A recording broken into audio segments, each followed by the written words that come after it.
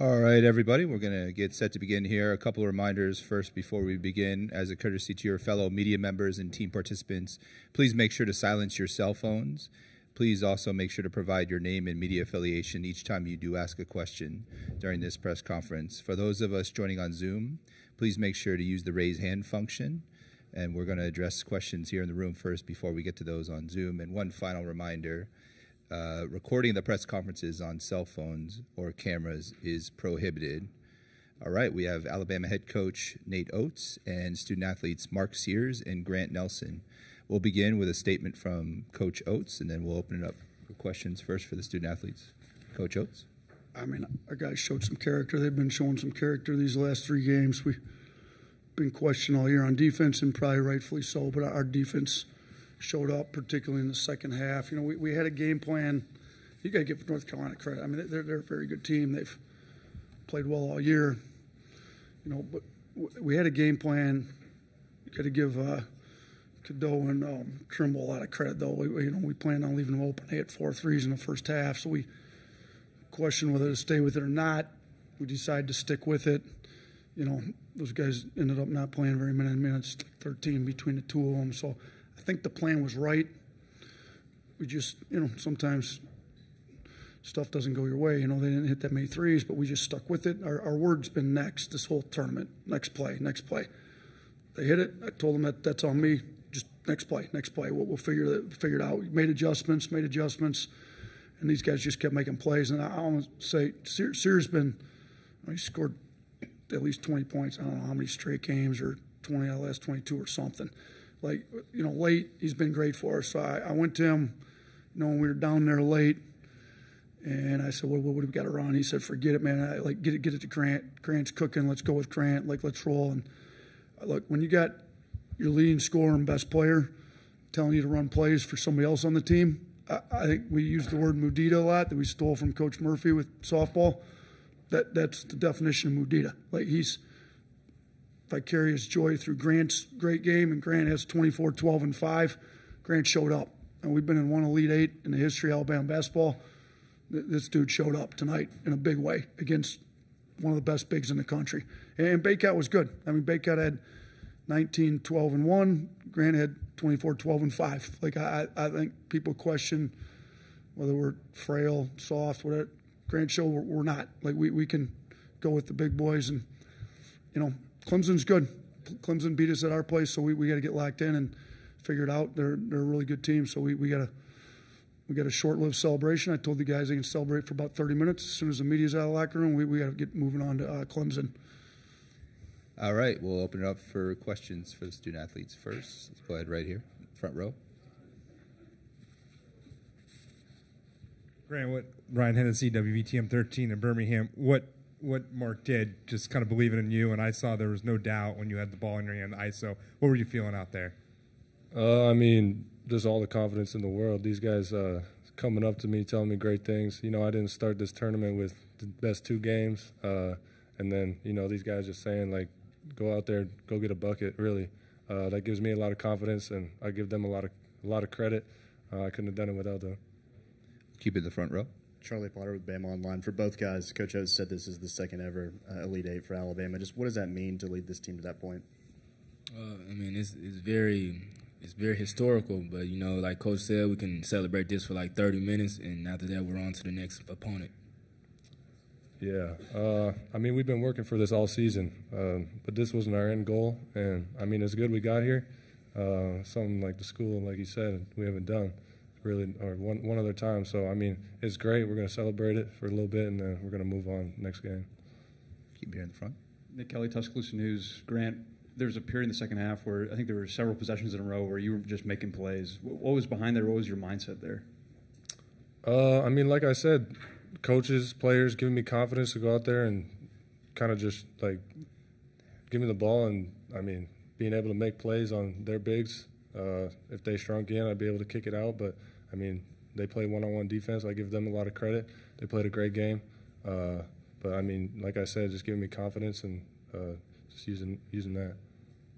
over there in the third row. Yeah, Beth Harris, AP. Mark, tough second half for you, but what was it like seeing your boy Grant go to work? Man, it was. I was very proud of him, because like you said, he was struggling the first 2 games, and to see him carry us to get this win, it was very amazing because at the end of the day, all I care about is winning. I don't care about points or all the accolades. At this time of the season, it's all about winning. It's win or go home. In the front row right here. Mike Rodak with Bama, 247. Just with R.J. Davis held the 420 shooting, 0-9 on threes. Just what was the approach and what was the game plan with him?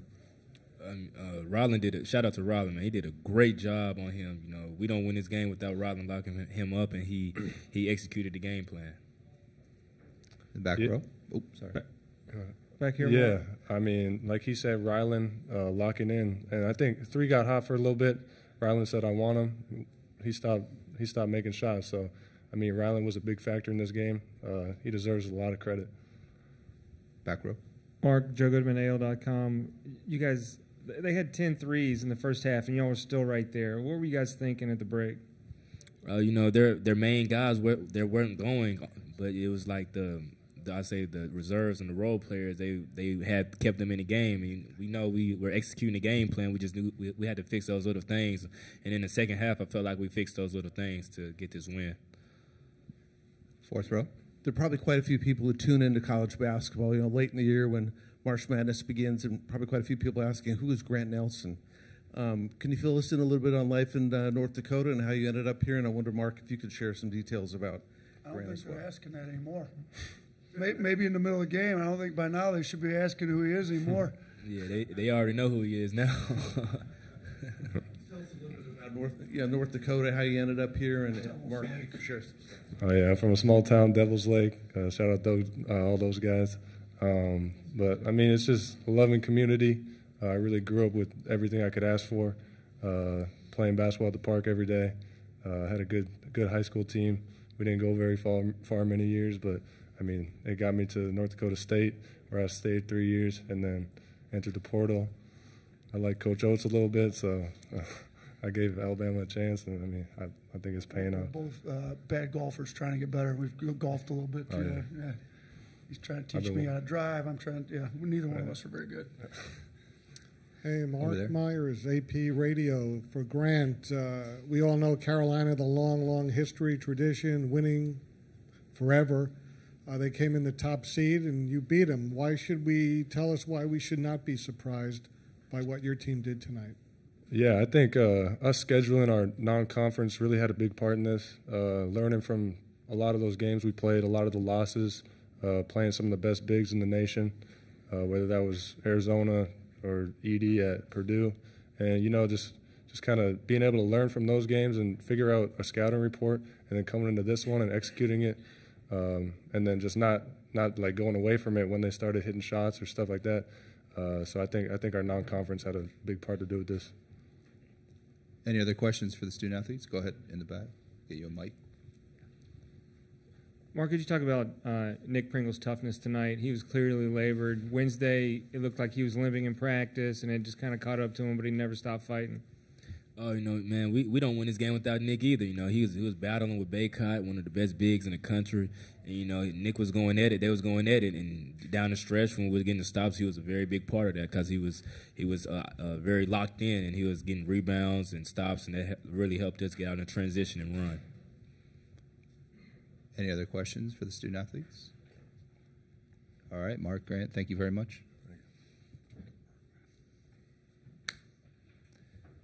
And we'll now open up for questions for Coach Oats. Go ahead right here in the front first. Nick Kelly, Tuscaloosa News. Nate, you've talked about once you got Grant, you had a big that played the way you guys want to play. Did you ever envision it could be as good as it was tonight with him in the lineup? I did. I thought he could be this good. And, do I say I thought he'd be this good going into the game today? No, because he'd been struggling, but I knew he's capable of it when we got him. I mean, he's we ran the one pick and roll with him handling it. He got downhill. He scored when Baycott had the 3 fouls. He's 6'11", can handle and pick and rolls. He shot the 1-3 when we took the lead. And that thing was all net. He's been shooting it really well the last couple of days. Look, we had voluntary shooting 2 nights ago. 3 guys went. Grant Nelson went.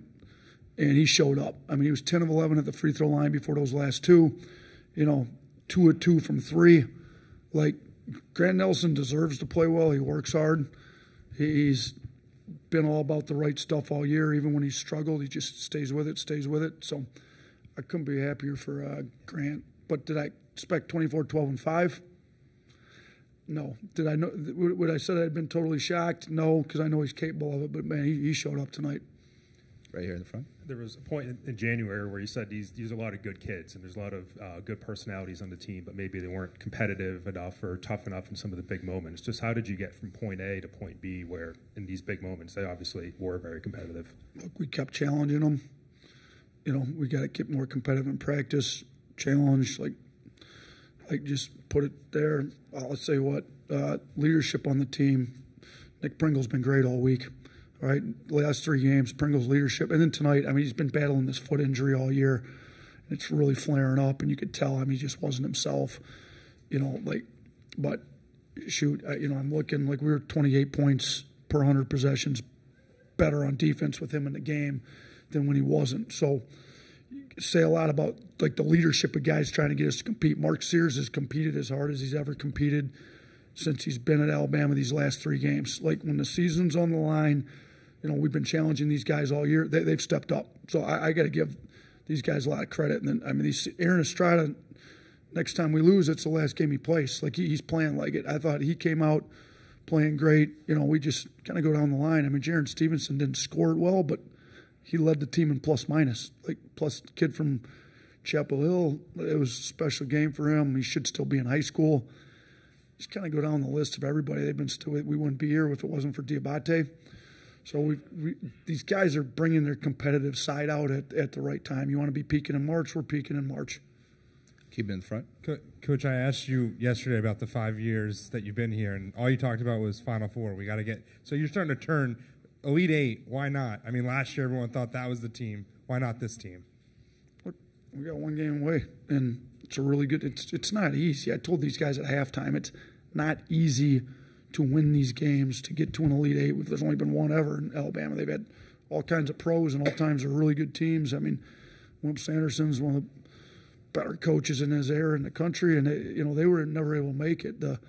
Godfrey got to the 1 Elite Eight when Petway was on that team, and we heard about it forever in my 5 years because Petway's got the only Elite Eight. Now we got 2, and we're going to try to get the only Final Four. I mean, Clemson's good. Like they some of their guys killed us. So we got to get a better game plan. I thought the coaching staff, the assistants, our analytics crew did an unbelievable job getting us ready for this game against Carolina. I thought we had spot-on game plan. We got to do the same thing for Clemson. We won't be getting a lot of sleep tonight.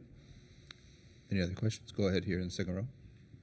Apologies if you already kind of asked this, but how was your team able to respond to the runs tonight? Especially you were up at the under 4 timeout, I believe, then North Carolina goes on a run, and then how did you see your team respond and not kind of fold in those moments?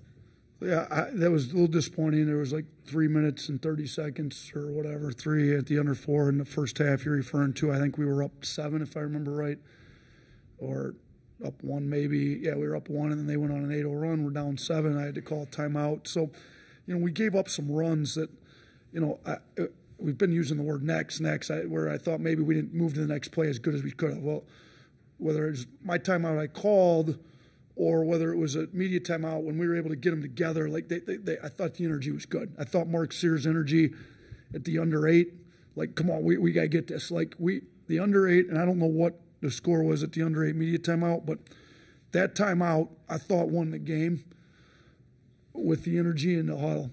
Pringle, Sears, like things were not going well at that time. Things had gone well, and then they were trending in the wrong direction. And then, man, we came out, made a run. Grant Nelson got going, and we kind of took off there. We got time for 2 more questions. Go ahead, right here in the 4th row.